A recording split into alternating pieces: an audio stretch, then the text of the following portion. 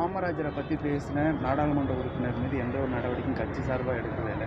அதை பற்றி இல்லை, இதுவும் எனக்கு மிகுந்த வேதனையாக இருக்குது. அதாவது சிவாவும் திருச்சி சிவாவும் நான் பேசுனது தப்புன்னு சொல்லலை, இல்லை மற்றவர்கள் புண்பட்டு இருந்தால் தப்பு இன்னோட விட்டுருணுமா. ஆக இவங்க பேசுறதெல்லாம் பேசுவாங்க, நாம இவங்களை விட்டுறணும். ஆனால் இவங்க மற்றவங்களை விட மாட்டாங்க. இதே பாஜகவில் யாராவது ஒருத்தர் பேசியிருந்தா உடனே ஒரு பெரிய ஆர்ப்பாட்டம் பண்ணுவாங்க. பேசினா போதுமா, மன்னிப்பு கேட்டா போதுமா, பேசுனது என்னாச்சு அப்படின்னு கேட்பாங்க. இவங்க பேசுறது அன்னையோட சாயந்தரத்தோட நம்ம விட்டுருணுமா. என்னன்னு கேட்குறாங்க பாஜக காரங்களுக்கு என்ன அக்கறைன்னு. மோடி சொன்னாருங்க, இந்த பண மதிப்பிழப்பு நடவடிக்கைக்கு ஒரு தலைவர் இருந்தால் என்னை பாராட்டி இருப்பார்னா காமராஜர் இருந்தால் பாராட்டி இருப்பார்னு சொன்னார். ஆக நல்லாட்சிக்கு உதாரணமாக இன்னைக்கு கூட மோடி காமராஜர் தான் முன்னிறுத்துகிறார். ஆனால் நீங்கள் ஒரு நாள் காமராஜர் முன்னிறுத்துறது இல்லை. அதனால எல்லோரும் காமராஜர் எல்லோருக்கும் சொந்தம் தான்.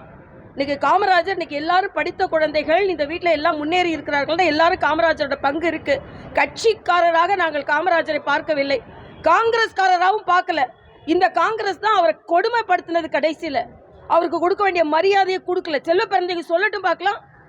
நாங்கள் கொடுக்குற மரியாதை கூட காங்கிரஸுக்கு காமராஜருக்கு செல்வ பிறந்தை கொடுக்கறது இல்லை. நேத்தோட முடிஞ்சிருச்சான். செல்வ பிறந்தைக்கு வேற சொல்றாரு.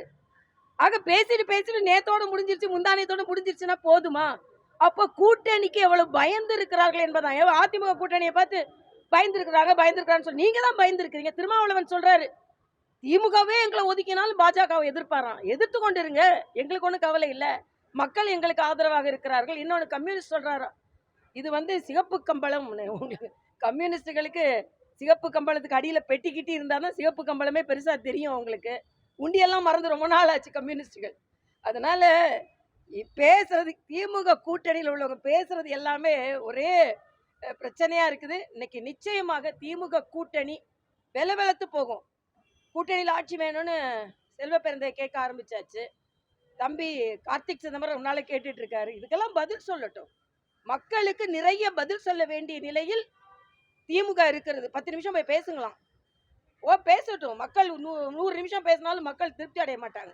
வாக்குறுதிகளை நிறைவேற்ற கோரி பகுதி நேர ஆசிரியர்களாக இருக்கட்டும், தொடக்க கல்வி ஆசிரியர்களாக இருக்கட்டும், கிராம வருவாய்த்துறை உதவியாளர்களாக இருக்கட்டும், தொடர்ந்து போராட்டத்தில் இருந்துகிட்டே இருக்காங்க.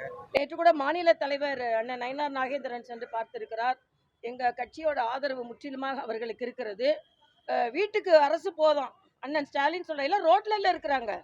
அது செவிலியராக இருக்கட்டும், மருத்துவராக இருக்கட்டும், ஆசிரியராக இருக்கட்டும், ஜாக்டோ ஜியோவாக இருக்கட்டும், அங்கன்வாடி ஊழியராக இருக்கட்டும், எல்லாம் ரோட்ல நின்று போராடி கொண்டு இருக்கிறார்கள். அதனால் தமிழகம் மிகுந்த ஒரு மோசமான நிலையில் இருக்கிறது. 2020 பற்றி ரொம்ப கவலைப்படுறாங்க. என்ன சொல்றாங்கன்னா 2.5 கோடி பேரை சேர்க்கணுமா. ஆக இன்னைக்கு மக்களோட பிரச்சனையை தீர்க்கிறத விட 2.5 கோடி பேர் சேரு, 10 நிமிஷம் போய் பேசு, திமுகவுக்கு ஓட்டு போடணும். எப்படி சொன்னாலும் மக்கள் ஓட்டு போட போகவில்லை. அதான் எனக்கு உறுதியாக தெரிகிறது. டயா பூஸ்டர், சுகருடைய ரிமோட் கண்ட்ரோல் இனி உங்க கையில. அனைத்து மருந்து கடைகளிலும் கிடைக்கும். செய்திகளை உடனுக்குடன் தெரிந்து கொள்ள கீழ்க்கண்ட கேபிள் மற்றும் டிடிஹெச் நெட்வொர்க்குகளில் எம்நாடு செய்தி தொலைக்காட்சியை காணுங்கள். பாதகம் செய்பவரை கண்டால் நாம் பயம் கொள்ளலாகாது பாப்பா. மோதி மிதித்து விடு பாப்பா, அவர் முகத்தில் உமிழ்ந்து விடு பாப்பா. அண்மை செய்திகளை உடனுக்குடன் தெரிந்து கொள்ள இணைந்திருங்கள் எம்நாடு தொலைக்காட்சியுடன்.